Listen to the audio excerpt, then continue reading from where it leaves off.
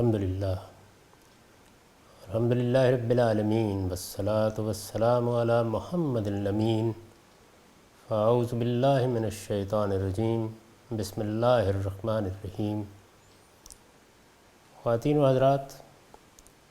ہم میزان کے 7ویں باب کا مطالعہ کر رہے ہیں۔ یہ حدود و تعزیرات کا باب ہے۔ اس میں ماعز اسلمی کے رجم کا واقعہ زیر بحث تھا۔ بعض پہلوؤں کی تنقیح ہم کر چکے۔ اس سے آگے میں نے اپنی کتاب برہان میں لکھا ہے یہ کس قسم کا مجرم تھا، یعنی اب ظاہر ہے کہ اس چیز کی بھی تنقیح ہونی چاہیے کہ اس کے جرم کی نوعیت کیا تھی۔ اس سوال کا نہایت واضح جواب اس تقریر میں موجود ہے جو رسول اللہ صلی اللہ علیہ وسلم نے اسے رجم کی سزا دینے کے بعد اسی دن عصر کے وقت کی۔ یعنی رسول اللہ صلی اللہ علیہ وسلم نے اس کو رجم کی سزا دی، عصر کے وقت ایک خطبہ دیا جس میں لوگوں کو تنبیہ کی۔ امام مسلم کی روایت ہے کہ آپ نے فرمایا وَكُلَّ مِن تَلَقْنَا غُزَاتٍ فِي سَبِيلِ اللَّهِ تَخَلَّفَ رَجُلٌ فِي عِيَالِنَا لَهُ نَبِيبٌ كَنَبِيبِ التَّيْسِ عَلَيَّ أَلَّا أُوتَ بِرَجُلٍ فَعَلَ ذَلِكَ إِلَّا نَقَّلْتُ بِهِ۔ کیا یہی نہیں ہوا کہ جب کبھی ہم اللہ کی راہ میں جہاد کے لیے نکلے تو ہمارے اہل و عیال میں سے ایک شخص پیچھے رہ گیا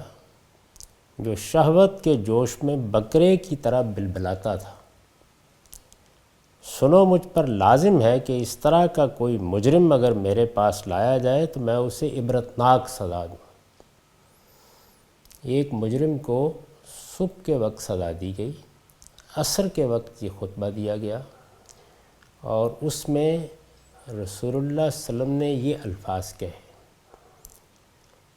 کوئی بھی شخص جو زبان و بیان کا ذوق رکھتا ہے، موقع کلام کو سمجھتا ہے، وہ اندازہ کر سکتا ہے کہ یہ کس طرح کے الفاظ ہیں۔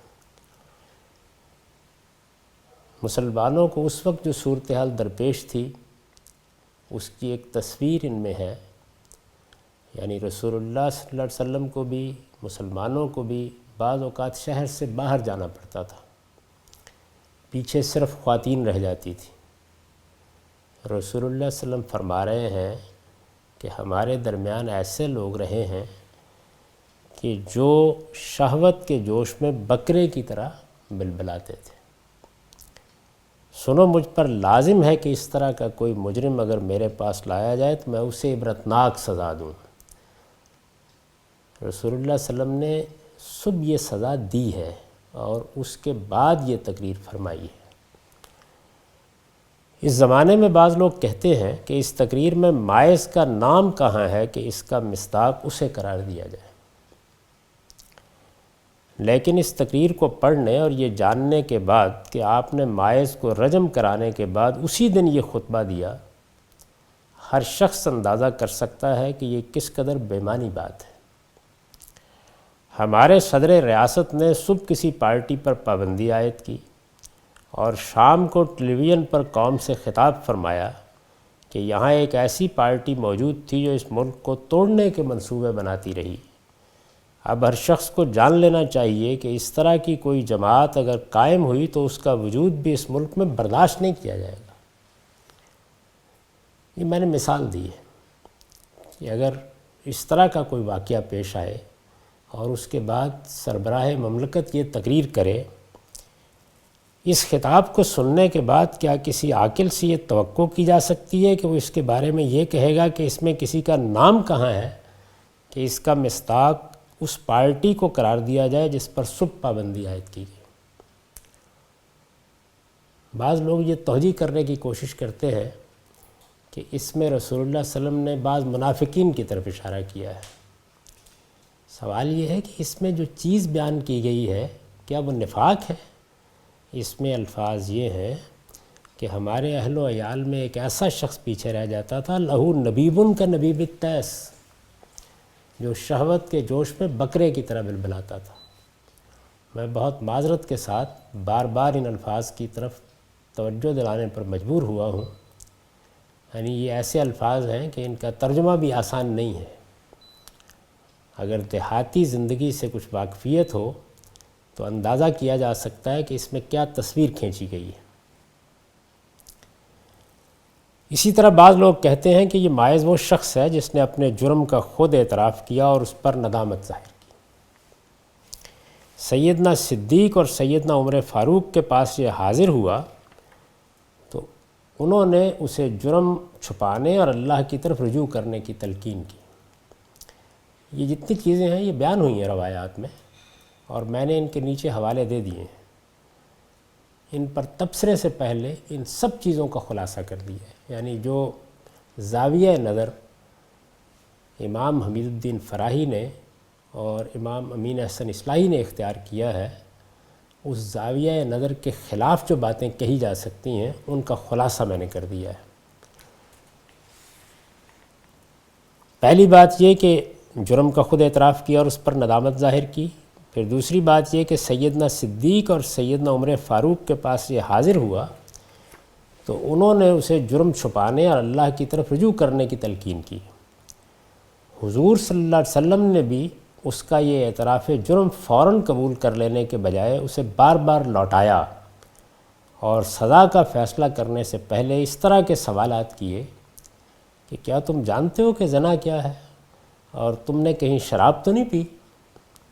اور اس کی قوم سے پوچھا کہ اس کے دماغ میں کچھ خلل تو نہیں ہے؟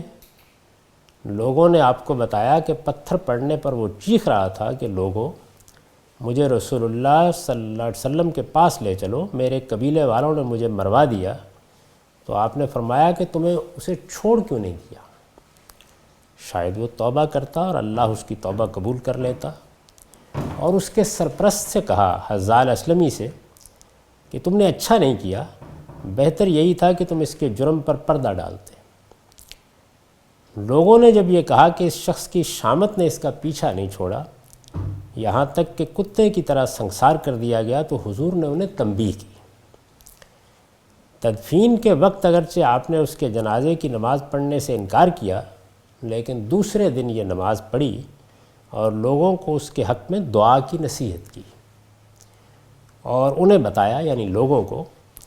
کہ اس نے ایسی توبہ کی ہے کہ اگر ایک امت میں تقسیم کی جائے تو اس کے لیے کافی ہو، اور بشارت دی کہ اللہ تعالیٰ نے اس کی مغفرت فرمائی اور اسے جنت میں داخل کر دیا ہے۔ وہ کہتے ہیں کہ اس کے بارے میں یہ سب باتیں بھی نہیں، لوگ ہمارے ناقدین جو ہمارے نقطہ نظر پر تنقید کرتے ہیں، وہ کہتے ہیں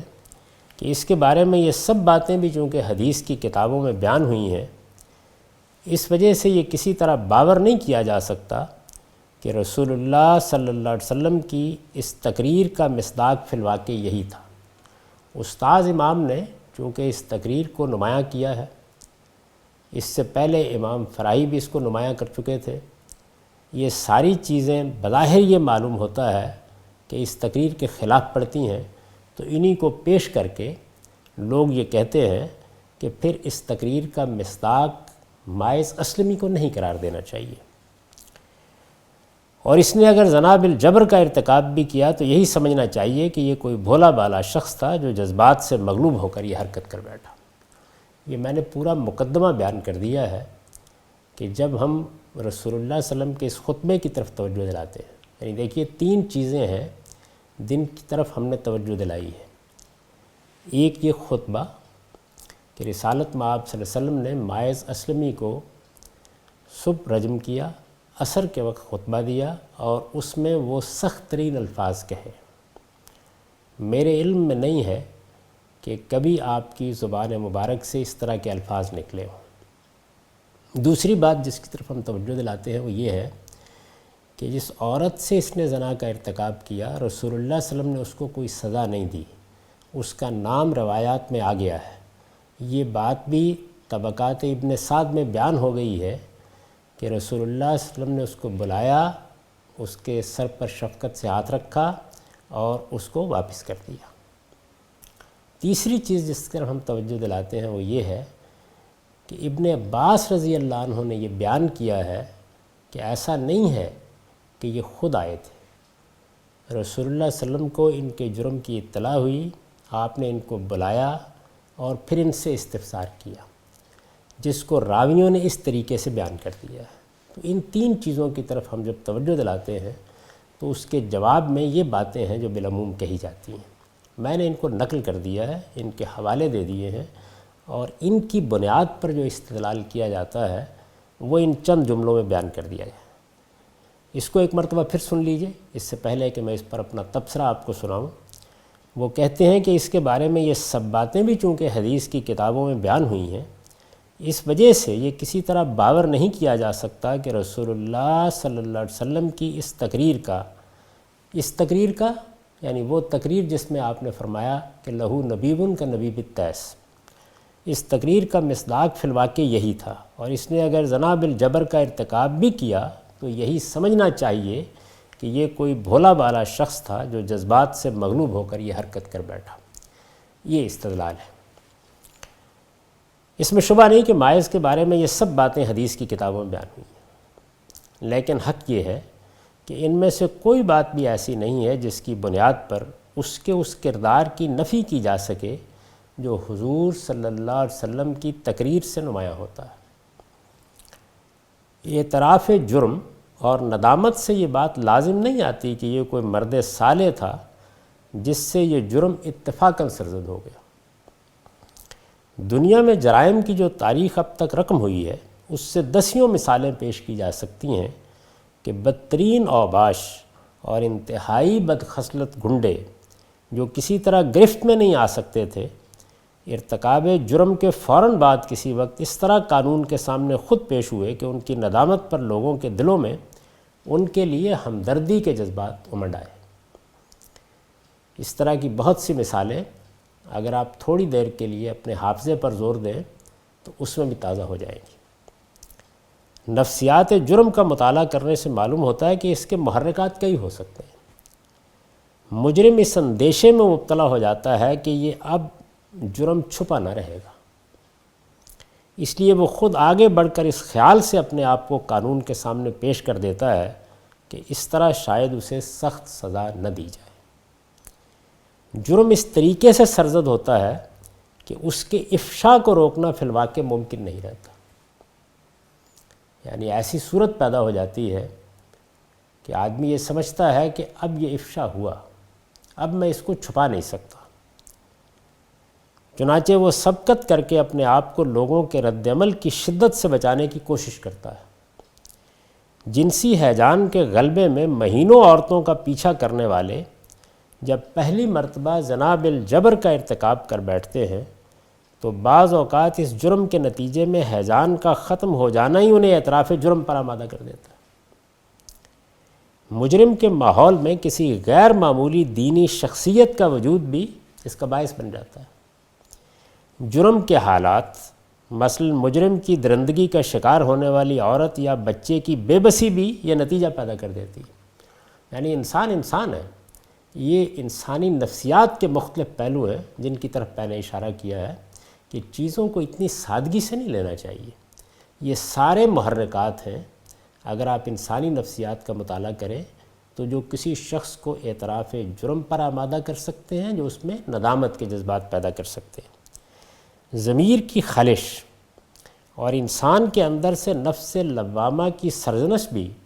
صرف بھولے بھالے مجرموں ہی میں احساس ندامت پیدا کرنے کا باعث نہیں بنتی، بڑے بڑے بدمعاش بھی بعض اوقات کسی خاص صورتحال میں اس سے متنبع ہو جاتے ہیں۔ اگر آپ تصوف کے تذکرے پڑھیں تو آپ کو بہت سے ایسے لوگوں کا پتہ چلے گا کہ جو راہ چل رہے تھے، کسی نے ایک جملہ کہا، کہیں کوئی بات سنا، کوئی ایسا موقع پیش آ گیا کہ جس میں اپنے باطن کی طرف توجہ ہو گئی تو اعتراف جرم کر لیا، اور پھر پورے خلوص کے ساتھ نہ صرف یہ کہ اپنے جرم کا اعتراف کر لیتے ہیں بلکہ اصرار کرتے ہیں کہ انہیں جلد سے جلد کیفر کردار کو پہنچا دیا جائے۔ اگر آپ جرائم کی تاریخ کا مطالعہ کریں تو اس کی بہت سی مثالیں آپ کو مل جائیں گی۔ حضور صلی اللہ علیہ وسلم اور آپ کے دو جلیل القدر ساتھیوں نے اسے اگر بار بار لوٹایا اور تلقین کی کہ سزا پانے کے بجائے اسے اپنی اصلاح کرنی چاہیے اور اس کے سرپرست سے بھی یہی بات کہی اور عام لوگوں کو بھی اسی کی نصیحت کی، تو اس کی فرد قرارداد جرم پر اس سے کیا اثر پڑا؟ ہر سال نظام میں معاشرے کے اکابر کا رویہ یہی ہونا چاہیے کہ جب تک معاملہ نالش یا مقدمے کی صورت اختیار نہیں کر لیتا اس وقت تک ہر شخص کو اسی طرح نصیحت کی جائے۔ یعنی اگر ایک معاملہ ہمارے سامنے آیا ہے، ابھی یہ نہیں ہے کہ کسی نے مقدمہ دائر کر دیا ہے، کوئی شخص اپنا حق حاصل کرنے کے لیے عدالت میں آ گیا ہے، تو ہم مجرم کو یہی نصیحت کریں گے۔ بالخصوص زنا کے بارے میں یہی تعلیم بھی دی گئی ہے۔ معاملے کی کیا نوعیت ہے، ممکن ہے کہ اس وقت تک ان بزرگوں کے سامنے پوری صورتحال ہی واضح نہ ہو۔ چنانچہ قرآن مجید نے سورہ مائدہ میں جہاں بغاوت اور فساد پہ لرز کے مجرموں کے لیے عبرتناک سزائیں بیان کی ہیں، وہاں یہ ہدایت بھی کی ہے کہ یہ سزائیں ان لوگوں پر نافذ نہ کی جائیں جو قانون کی گرفت میں آنے سے پہلے توبہ کر کے اپنے رویے کی اصلاح کر لیں۔ یعنی ہم جس آیت کو موضوع بنا رہے ہیں اور یہ سمجھتے ہیں کہ یہ سزا اس آیت کے تحت دی گئی ہے، اس میں بھی اللہ تعالیٰ نے یہ گنجائش رکھی۔ ہم اس آیت پر بحث کر کے دیکھ چکے ہیں کہ اس میں یہ بتایا گیا ہے کہ اگر کوئی مجرم گرفت میں آنے سے پہلے توبہ کر لیتا ہے، اپنے آپ کو قانون کے حوالے کر دیتا ہے، تو اس کے بارے میں سختی کا رویہ اختیار نہ کیا جائے، اس کو یہ سزائیں نہ دی جائیں۔ البتہ جو جرم اس نے کیا ہے اس کے لیے اگر کوئی عام سزا ہے یا تلافی کی کوئی صورت مقرر ہے تو اس پہ اکتفا کر لی جائے۔ اس طرح کے مجرموں کے بارے میں اگر بعد میں بھی یہ معلوم ہو کہ وہ احساس ندامت کے ساتھ آمادہ اصلاح ہیں، تو قرآن مجید کی انہی آیات کی روح سے عدالت انہیں کمتر سزا بھی دے سکتی ہے۔ یعنی یہ میں نے اس پہلو کی طرف بھی اشارہ کر دیا ہے کہ ایسا ہو سکتا ہے کہ مجرم تو گرفت میں آ گئے، یعنی انہوں نے اپنے آپ کو خود پیش نہیں کیا تھا، لیکن جو چیز اللہ تعالیٰ نے وہاں واضح فرمائی ہے اس کے مقصد کو سامنے رکھ کر بعد میں اگر یہ معلوم ہو کہ مجرموں کے ہاں ندامت ہے، جذبہ اصلاح ہے، ایسی عمر ہے کہ جس میں کچھ رعایت کے مستحق ہو سکتے ہیں، تو رعایت کا فیصلہ کیا جا سکتا ہے۔ اس لیے کہ قرآن مجید جب کسی چیز کو بیان کرتا ہے تو ایک چیز تو وہ قانون ہے اور دوسری چیز یہ ہے کہ اس میں کیا چیز پیش نظر ہے۔ چنانچہ عدالت کا کام ہے کہ اس کو سامنے رکھے اور اس کی روشنی میں اقدام کرے۔ اس کی بہت سی مثالیں میں آگے چل کر عرض کروں گا کہ خلفائے راشدین نے قانون کے ان مضمرات کو سزا دیتے وقت ہمیشہ سامنے رکھا ہے۔ رسول اللہ صلی اللہ علیہ وسلم نے اگر یہ فرمایا کہ تم نے اسے چھوڑ کیوں نہیں دیا، تو ظاہر ہے کہ اسی مقصد کے پیش نظر فرمایا۔ یعنی اس میں بھی دیکھیے کہ ایک تضاد ہے جو نمایاں ہو جاتا ہے۔ ایک طرف تو یہ چیز ہے کہ رسول اللہ صلی اللہ علیہ وسلم نے سزا کا فیصلہ کیا ہے، اور سزا کے بارے میں یہ بتایا جا رہا ہے کہ شادی شدہ زانی کی سزا چونکہ رجم ہے، اس لیے حد کی حیثیت سے اس کو نافذ کیا جانا ہے۔ اس میں تو پھر کسی رعایت کا سوال نہیں ہے، لیکن یہاں چونکہ یہ کہا جا رہا ہے کہ تم اسے لے آتے، تم اسے چھوڑ دیتے، ہو سکتا ہے کہ وہ توبہ و اصلاح کرتا، تو اس کے معنی یہ ہے کہ یہ معاملہ کسی اور پہلو سے ہو رہا ہے۔ یعنی اس کے صاف معنی یہی ہیں، لیکن لوگ اس پر غور کرنے کے لیے تیار نہیں ہوتے۔ توبہ و اصلاح کی توفیق اگر اللہ چاہے تو کسی بڑے سے بڑے مجرم کو بھی کسی وقت حاصل ہو سکتی ہے، اور اس کے نتیجے میں اس کا پروردگار اسے جنت میں بھی داخل کر سکتا ہے۔ یعنی یہ جو کہا جا رہا ہے کہ رسالت میں آپ صلی اللہ علیہ وسلم نے یہ بشارت دی کہ اللہ تعالیٰ نے اس کی مغفرت فرمائی، تو اس چیز کا تعلق تو اصل میں باطن کے احوال سے ہے، اس کا کسی مجرم کے کردار پر کوئی اثر نہیں پڑتا۔ ہم جب قانون کے پہلو سے کسی چیز کا مطالعہ کرتے ہیں تو اس میں یہ دیکھتے ہیں کہ جرم کیا ہے، جرم کی نوعیت کیا ہے، کن حالات میں ہوا ہے۔ یہ بات کہ اللہ تعالیٰ کسی مجرم کے ساتھ کیا معاملہ کرے گا، یہ قانون کا مسئلہ نہیں ہے، اور قانون کو سمجھنے کے لیے بھی اس کو کوئی اہمیت نہیں دی جا سکتی۔ توبہ و اصلاح کی توفیق اگر اللہ چاہے تو کسی بڑے سے بڑے مجرم کو بھی کسی وقت حاصل ہو سکتی ہے، اور اس کے نتیجے میں اس کا پروردگار اسے جنت میں بھی داخل کر سکتا ہے۔ اللہ کا رسول اگر دنیا میں موجود ہو اور اسے وحی کے ذریعے سے یہ بتایا جائے کہ مجرم کی مغفرت ہو گئی، اور یہ معلوم ہو جانے کے بعد اس کی نماز جنازہ پڑھے اور لوگوں کو بھی اس کے حق میں دعا کی نصیحت کرے، تو اس سے اس کردار کی نفی کس طرح ہو جائے گی جو توبہ و اصلاح سے پہلے اس مجرم کا رہا۔ یعنی اس چیز کو بھی سامنے رہنا چاہیے کہ اللہ کا پیغمبر دنیا میں موجود ہے، وحی کا سلسلہ جاری ہے، جتنے معاملات ہو رہے ہیں براہ راست اللہ تعالیٰ کی نگرانی میں ہو رہے ہیں۔ لوگوں کا معاملہ صرف یہ نہیں ہے کہ ایک حکومت ہے جس میں انہیں سزا دی جا رہی ہے، ان کو اللہ کے پیغمبر نے دین کی دعوت دی ہے، اللہ کے پیغمبر کے ساتھ ان کا تعلق، اس کے حضور میں ان کی توبہ، اللہ کے پیغمبر کی ان کے لیے استغفار، قرآن مجید پڑھیے، یہ ساری چیزیں بڑی غیر معمولی اہمیت کی حامل ہیں۔ اور یہ اللہ کا رسول ہے اگر دنیا میں موجود ہے تو کسی مجرم کا انجام کیا ہوا، یعنی اللہ کے ہاں اس کے ساتھ کیا معاملہ ہوا، وہ ہمیں معلوم ہو جائے گا۔ یہ ہم نہیں کہہ سکتے کہ جن مجرموں کو ہم سزائیں دے رہے ہیں ان کے ساتھ کیا معاملہ ہو رہا ہے، اس کو بنائے استدلال نہیں بنایا جا سکتا۔ اس سے کیا یہ سمجھا جائے کہ کسی اوباش کو کبھی توبہ کی توفیق نہیں ملتی، اور جو شخص توبہ کر لے اس کے بارے میں یہ باور نہیں کیا جا سکتا کہ وہ کبھی اوباش بھی رہا تھا۔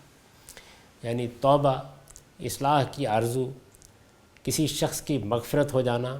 اللہ کے رسول کو وحی کے ذریعے سے یہ بتایا جانا کہ اس کی مغفرت ہو گئی، اللہ کے پیغمبر کا پہلے جنازہ پڑھنے سے انکار کرنا،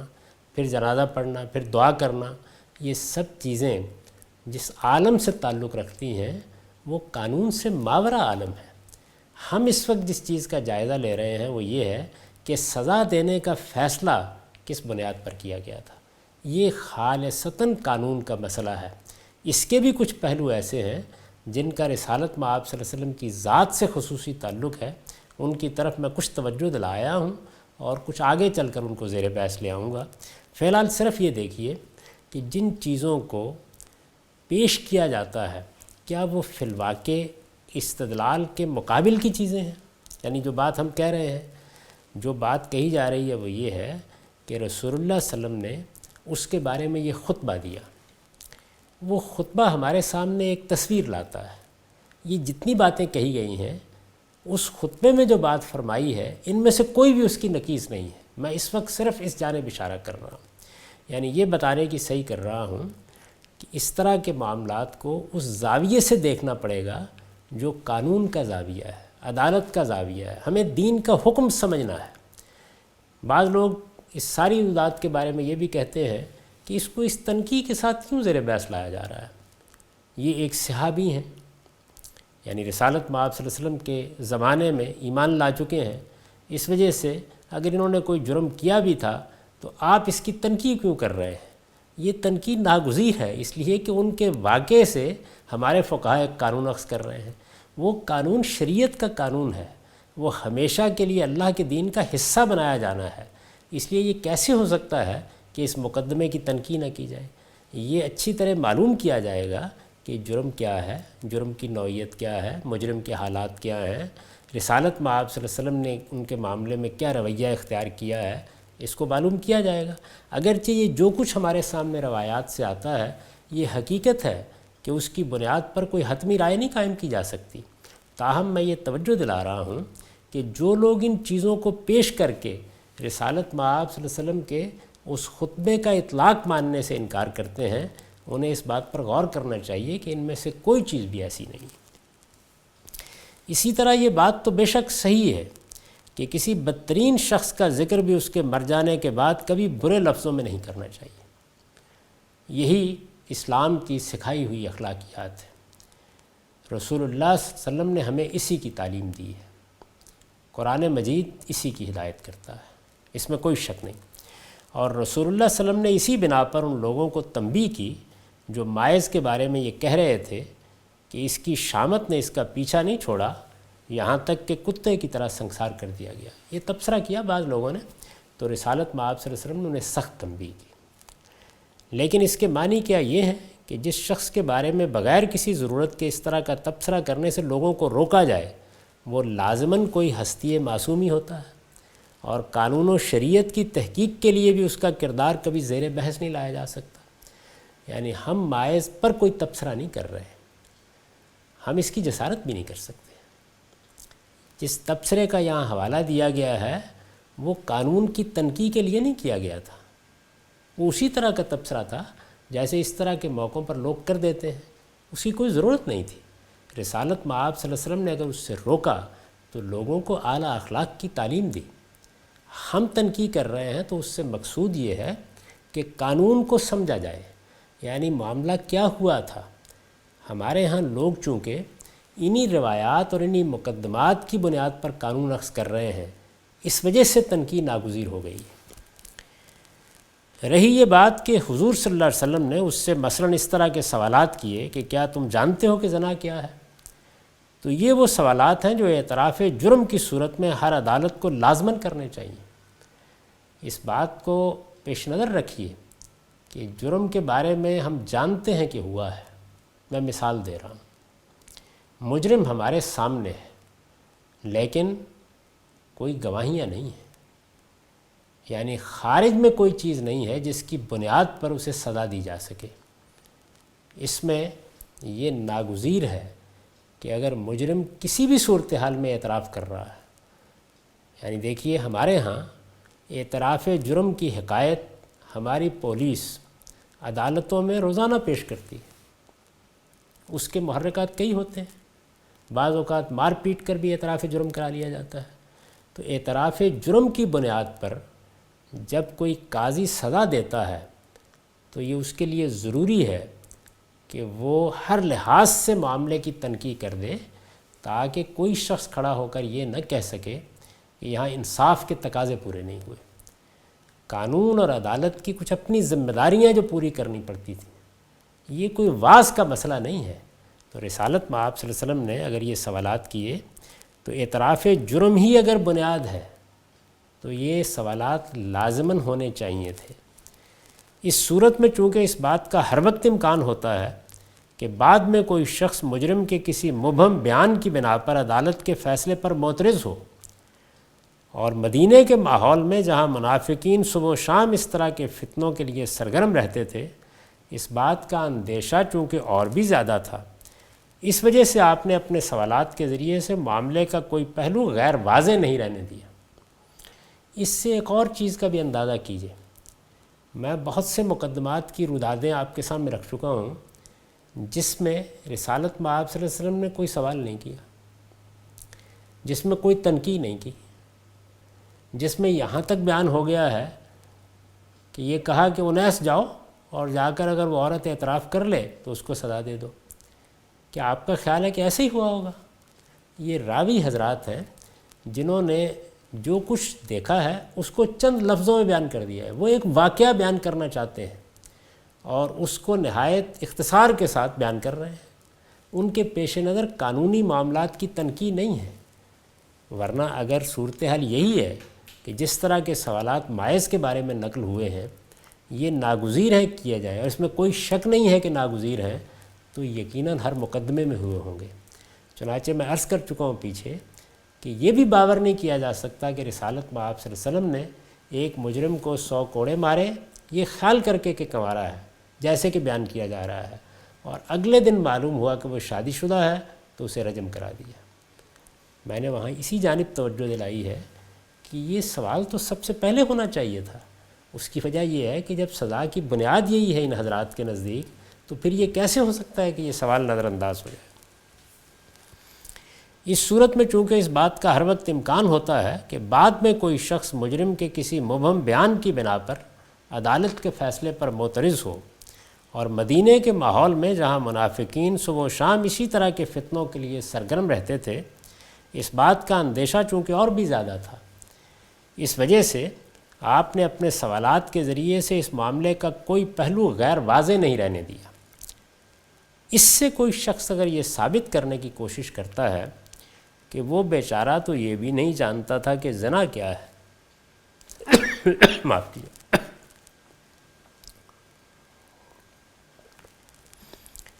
کہ وہ بیچارہ تو یہ بھی نہیں جانتا تھا کہ زنا کیا ہے، تو اس کے بارے میں پھر کیا عرض کیا جا سکتا ہے؟ حقیقت یہ ہے کہ اس طرح کے لوگ اگر زنا بالجبر کے متعلق بھی یہ کہتے ہیں کہ شرفاء بھی کبھی کبھی اس کے مرتکب ہو جایا کرتے ہیں، تو اس پر کچھ تعجب نہ کرنا چاہیے۔ میں نے جب یہ توجہ دلائی کہ یہ تو صاف معلوم ہوتا ہے کہ زنا بالجبر کا ارتکاب ہوا ہے، ورنہ یہ بتایا جائے کہ عورت کو سزا کیوں نہیں دی گئی۔ نبی صلی اللہ علیہ وسلم نے اس کو بلایا، وہ اگر لونڈی بھی تھی تو اسے کوئی کم سزا دی جا سکتی تھی، یا کم سے کم تنبیہ کی جاتی کہ تم نے اس جرم کا ارتکاب کیوں کیا ہے۔ اس کے سر پر شفقت سے ہاتھ رکھا اور اسے واپس بھیج دیا۔ یہ صورتحال تو صاف بتا رہی ہے کہ معاملے کی نوعیت کیا ہے۔ تو بعض لوگوں نے اس کے جواب میں یہ کہا کہ کوئی شریف اور بھولا بالا آدمی وہ بھی تو اس جرم کا ارتکاب کر سکتا ہے۔ عقل و دانش کی جو مقدار اب ہمارے مدرسوں میں باقی رہ گئی ہے، اس کے بلبوتے پر اس سے زیادہ کیا چیز ہے جس کی توقع ان لوگوں سے کی جا سکتی ہے۔ یہ میں نے تبصرہ کر دیا ہے مائز کی اس رودات پر، اور اس کے بعد یہ توجہ دلائی ہے کہ یہاں جو باتیں بیان کی گئی ہیں وہ اس استدلال کو سامنے رکھ کر کی گئی ہیں جو لوگوں نے پیش کیا ہے۔ بہرحال یہ ہے ان سب باتوں کی حقیقت، یعنی جو باتیں کہی جا رہی ہیں ان کی حقیقت یہ ہے، لیکن اس کے باوجود اگر کوئی شخص اصرار کرتا ہے کہ ان روایات سے تو یہی معلوم ہوتا ہے کہ وہ کوئی ہستی معصوم تھا جو بس یوں ہی راہ چلتے کسی عورت سے بدکاری کا ارتکاب کر بیٹھا، تو اسے پھر مان لینا چاہیے کہ اس صورت میں نہایت شدید قسم کا جو تناقض اس کے متعلق نبی صلی اللہ علیہ وسلم کی تقریر اور ان روایات کے مضمون میں پیدا ہو جائے گا، اس کی بنا پر کوئی حتمی بات اس مقدمے کے بارے میں بھی کسی شخص کے لیے کہنا ممکن نہ ہوگا۔ یعنی یہ وہی بات ہے کہ ایک صورت یہ ہے کہ آپ ان تمام چیزوں کو سامنے رکھ کر رسالت مآب صلی اللہ علیہ وسلم کے تبصرے کی توجیہ کرنے کی کوشش کریں یا اسے نظر انداز کر دیں۔ دوسری صورت یہ ہے کہ ان چیزوں کے بارے میں وہ نقطہ نظر اختیار کریں جس کی طرف میں نے توجہ دلائی ہے۔ اگر آپ یہ قبول کرنے کے لیے تیار نہیں ہیں تو پھر مان لیجئے کہ ان مقدمات میں جو تناقضات پہلے سامنے ہیں یہ مقدمہ بھی اس سے بالاتر نہیں ہے، اس میں بھی وہی صورتحال ہے۔ یعنی پھر یہ ساری کی ساری رودات کسی قانون کی بنیاد نہیں بن سکتی، پھر اس کے بارے میں بہت سے سوالات پیدا ہو جائیں گے کہ اگر یہ صورتحال ہے تو پھر یہ کیوں فرمایا، اور اگر یہ فرمایا تو پھر یہ صورتحال کیوں ہے۔ میں پھر گزارش کر دوں کہ یہ ساری بحث پیدا کیوں ہو رہی ہے۔ یہ اس لیے پیدا نہیں ہو رہی کہ تاریخی واقعات ہیں، بیان ہوئے ہیں، صحابہ کرام کے واقعات ہیں،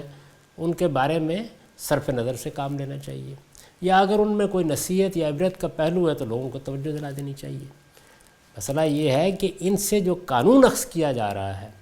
اس قانون کی نوعیت یہ بن گئی ہے کہ اس میں قرآن مجید کی آیت میں نسخ واقع ہو رہا ہے۔ یہ ہے وہ مسئلہ جس کی وجہ سے ان مقدمات کی تنقیح کی جا رہی ہے۔ اس کے بعد دو اور مقدمات ہیں، ان کا جائزہ اگلی نشست میں لیں گے۔ اقول قولی ھذا واستغفر اللہ لی ولکم ولسائر المؤمنین۔